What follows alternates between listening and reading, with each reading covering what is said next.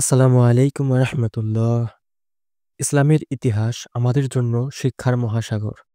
আজ আমরা শোনাব এমন এক গল্প যা দেখিয়ে দেয় রাষ্ট্রপ্রধান কেমন হওয়া উচিত এবং কিভাবে একজন নেতার জবাবদিহি নিশ্চিত হতে পারে। একবার ইসলামের দ্বিতীয় খলিফা হজরত উমর রাদিয়াল্লাহু আনহু এর কাছে কিছু কাপড় উপহার স্বরূপ আসলো।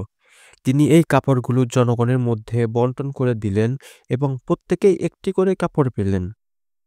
কিছুদিন পর তিনি খুতবা দেওয়ার জন্য মিম্বরে উঠলেন, কিন্তু আজ তার পরনে ছিল একটি বড় পোশাক যা ২টি কাপড় দিয়ে তৈরি। খলিফার এমন পোশাক দেখে উপস্থিত লোকদের মধ্যে গুঞ্জন শুরু হয়। হযরত উমর রাদিয়াল্লাহু আনহু তখন তাদের উদ্দেশ্যে জিজ্ঞেস করলেন, হে লোক সকল, তোমরা কি আমার কথা শুনতে পাচ্ছ? এক সাহসী কণ্ঠে ভেসে এলো। তিনি ছিলেন বিখ্যাত সাহাবী সালমান ফারসি রাদিয়াল্লাহু আনহু। তিনি বললেন, না, আমরা আপনার কথা শুনব না। উমর রাদিয়াল্লাহু আনহু বিস্মিত হয়ে বললেন, কেন হে আবু আব্দুল্লাহ? সালমান ফারসি রাদিয়াল্লাহু আনহু বললেন, আপনি আমাদের প্রত্যেককে একটি করে কাপড় দিয়েছেন, অথচ আপনি নিজের জন্য ২টি কাপড় নিয়ে বড় পোশাক বানিয়েছেন। এই প্রশ্ন শুনে হযরত উমর রাদিয়াল্লাহু আনহু শান্ত কণ্ঠে বললেন, ধৈর্য ধরো হে আবু আব্দুল্লাহ।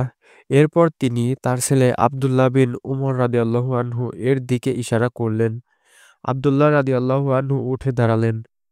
উমর রাদিয়াল্লাহু আনহু তাকে জিজ্ঞেস করলেন, আমি আল্লাহর কসম করে বলছি, আমার পোশাকে যে অতিরিক্ত কাপড়টি রয়েছে সেটি কি তোমার নয়? আব্দুল্লাহ বিন উমর রাদিয়াল্লাহু আনহু জবাব দিলেন, জি, এটি আমার কাপড়। আমি আমার অংশ থেকে এটি বাবাকে দিয়েছি।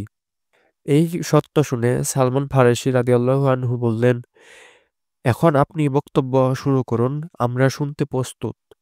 প্রিয় দর্শক, এই ঘটনা আমাদের শিক্ষা দেয় যে একজন আদর্শ রাষ্ট্রপ্রধান কখনোই জবাবদিহির ঊর্ধ্বে নন। তিনি জনগণের দায়িত্ব নিয়ে যেমন আল্লাহর কাছে জবাবদিহি করবেন, তেমনি দুনিয়াতে জনগণের কাছেও দায়বদ্ধ থাকবেন। হযরত উমর রাদিয়াল্লাহু আনহু এর জীবনে ন্যায় বিচার ও জবাবদিহির এমন উদাহরণ ইতিহাসে বিরল।